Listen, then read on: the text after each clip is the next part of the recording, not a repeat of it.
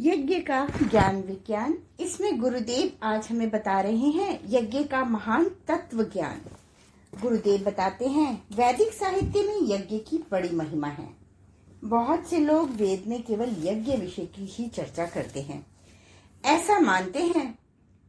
साधारण याज्ञिक लोग जिसे हवन कहते हैं, उसकी अपेक्षा यज्ञ कहीं विशाल और व्यापक है। स्वयं वेद भी यज्ञ से ही उत्पन्न हुआ है। तस्माद् यज्ञात् सर्वभूतः ऋचः सामानि जज्ञिरे छन्दांसि जज्ञिरे तस्माद् यजुस्तस्याद् जामत। उस सर्वभूत यज्ञ से ऋक्, यजुः, साम और अथर्व चारों वेद उत्पन्न हुए। ब्राह्मण, उपनिषद, गीता, महाभारत आदि छंदों में हुआ यज्ञ व्याख्यान बतलाता है कि वैदिक धर्म में यज्ञ की महिमा को समझते हुए हम जाने कि यज्ञ क्या है। ऋग्वेद, यजुर्वेद और अथर्ववेद में प्रश्न पूछा गया है कि मैं तुमसे पूछता हूँ कि संपूर्ण ब्रह्मांडों में बांधने वाली वस्तु कौन है। इसका उत्तर दिया गया है कि है यज्ञ ही इस विश्व ब्रह्मांड को बांधने वाला है। तो फिर हमें यह जानना चाहिए कि यज्ञ क्या है जिससे यह संसार बंधा हुआ है। यहाँ पर यज्ञ का असली अर्थ समझना आवश्यक है। साधारण शब्दों में कहा जाए तो मेल, मिलना, जुड़ना, संबंध रखना, ठीक तरह से जुड़ना, ठीक तरह से संबंध स्थापित करना, इन सारे शब्दों का प्रयोग यज्ञ के लिए किया जा सकता है। इन सारे शब्दों का केंद्रीय अभिप्राय है सुसंगतिकरण।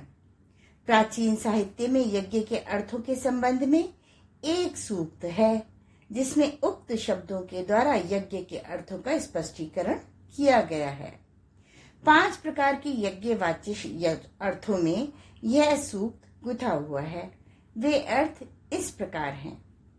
पहला, परमात्मा यज्ञ है। दूसरा, यह संसार यज्ञ है। तीसरा, सुसंगठित मानव समुदाय यज्ञ है।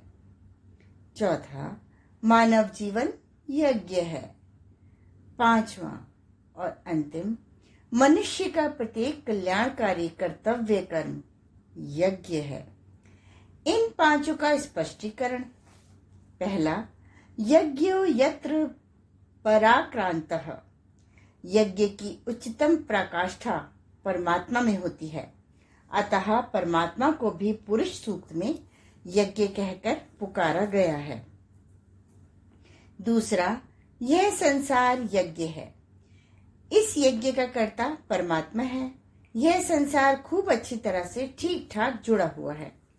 इसमें सब कार्य ठीक ठीक अटल नियमों के द्वारा ठीक स्थान, ठीक समय और ठीक ठीक संबंध में विद्यमान रहते हैं।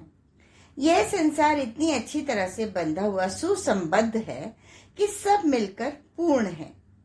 कहा गया है पूर्णात् पूर्ण मुदच्यते। तीसरा, मानव समुदाय का सुसंगठित स्वरूप ही यज्ञ है। मानव समुदाय का सुसंगठित स्वरूप ही मनुष्य यज्ञ है। यही हमें मनुष्य मात्र को विशेष रूप से करना है। सब संगठन, संबंध, संस्था इस यज्ञ में समाविष्ट हैं।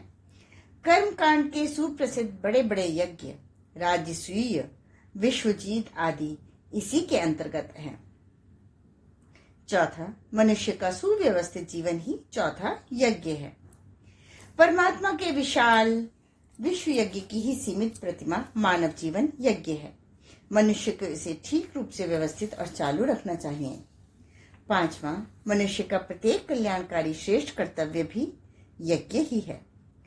मनुष्य यज्ञ के अनेक रूप होते हैं। समाज की भलाई के लिए चातुर्वर्ण्य एवं आश्रम व्यवस्था का संगठन एक महायज्ञ है। राष्ट्र यज्ञ है। स्वराज्य संगठन यज्ञ है। बुराइयों के विनाश के लिए किए जाने वाला संग्राम भी यज्ञ ही है। इस भांति छोटे बड़े सभी संगठन जो कल्याण के लिए होते हैं यज्ञ हैं। यज्ञ एक दिव्य महाशक्ति तथा उसका उत्पादन केंद्र है। इसे आसुरी शक्तियां सदा नष्ट कर देने के प्रयत्न में लगी रहती हैं। अतः इसकी रक्षा आवश्यक है। आज भारतवासियों को उसी प्राचीन यज्ञ सुसंगठन कला को पुनर्जीवित करने की सबसे अधिक आवश्यकता है। अब प्रश्न यह है कि राष्ट्र में, विश्व में देवताओं का राज्य स्थिर करने का उपाय क्या है? आत्म बलिदान, आत्मोत्सर्ग या स्वार्थ परित्याग, यही यज्ञ का प्रकट या क्रियाशील प्राण है। इसके बिना यज्ञ कदापि जीवन धारण नहीं कर सकता। यह सभी देवों का देव, महादेव है।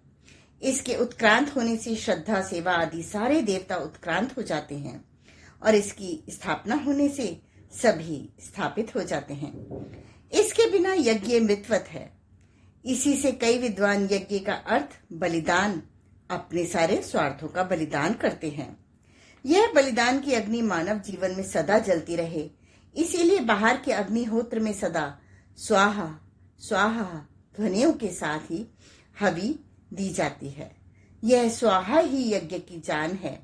यज्ञ के उत्तम मांग में श्रद्धा और अनुशासन, मध्य मांग में सुसंगतिकरण और आधार अंग में वात्सल्य, करुणा और दान इसी बलिदान की बदौलत ही स्थिर और प्रतिष्ठित होते हैं। अपना यह सब इसी के भिन्न भिन्न रूप हैं। यज्ञ में जिन जिन वस्तु को छोड़ना पड़ता है, बलिदान करना पड़ता है, उनका एक नाम स्वार्थ है। सभी यज्ञों में देने लेने की प्रक्रिया होती रहती है। हम अग्निहोत्र में घृत, औषधि और बलवर्धक पवित्र अन्नों की आहुति देते हैं।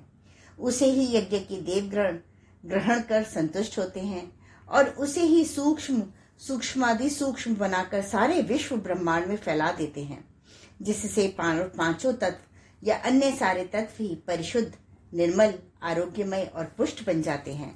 फिर उन तत्वों को वृष्टि, विद्युत, वायु, आकाश आदि के द्वारा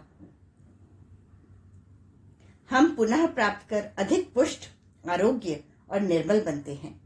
शास्त्रों में पर्जन्य इस शब्द के माध्यम द्वारा हमें उनकी पुनः प्राप्ति वर्णित है, पर यह वृष्टि केवल जलों की ही वृष्टि नहीं है। यह पर्जन्य सारे कल्याणकारी तत्वों की वृष्टि का एक प्रतीक है। यज्ञ में जिन वस्तुओं का बलिदान उत्सर्ग किया जाता है, उन्हें हवि कहते हैं। यह हवि अनेक प्रकार की होती है और भांति भांति की यज्ञों में इसकी बलि दी जाती है। गुरुदेव रूपी यज्ञाग्नि में शिष्य श्रद्धा, भक्ति और सेवा की समिधा लेकर हवन करते हैं। उससे अनंत ज्ञान की प्राप्ति होती है। व्यक्ति अपना स्वार्थ छोड़कर अपनी सारी उत्पादन तथा उपार्जन समाज यज्ञ में हवन करता है। फलता वह समाज द्वारा निर्मित अनेक वस्तुओं, रसों और सुखों का उपभोग करता है। आज के स्वाध्याय का क्रम यहीं समाप्त होता है। अगले क्रम में हम इसी को आगे बढ़ाएंगे। गुरुदेव ने हमें बताया पंच महायज्ञ। धन्यवाद।